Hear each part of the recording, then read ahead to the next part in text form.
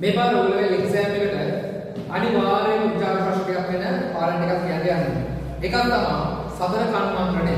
ඒ කියන්නේ උම්මංග ජාතකයේ සතර කර්මාන්තරණය ඇසුරින් විචාර ප්‍රශ්නයක් වෙනවා. මහෞෂධ පඬිතුමාගේ බුද්ධිමය වෙන්න පුළුවන්, වාය කෞශල්‍ය වෙන්න පුළුවන්, රාජතාන්ත්‍රිකයේ කියන වෙන්න පුළුවන්, නැත්නම් භාෂා ලක්ෂණ වෙන්න පුළුවන්. ප්‍රධාන වශයෙන් කිව්වොත් අවස්ථා සහ සිද්ධි, චරිත නිරූපණය, භාෂා ලක්ෂණ.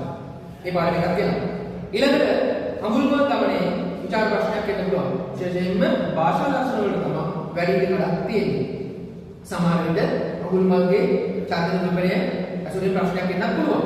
ඒ වගේම තමයි කෑරගල හෝ මගවිසුතු සංගීත සංදේශය එහෙම නැත්නම් හංස සංදේශය. අනිවාර්යයෙන්ම ඔය දෙකෙන් එකක් මේ පාඩේ තමාමයි.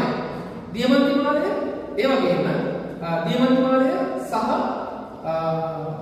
දෑතේ කාර්යය කියන කල්පම් වෙනොත් මේ පාර ප්‍රශ්නයක් එන්න පුළුවන්. ඉතින් ඔන්න ඔය ටික බලන්න ඔයාලට අනිවාර්යයෙන්ම ඇසුරෙන් ප්‍රශ්නයක් දෙකක් එනවා.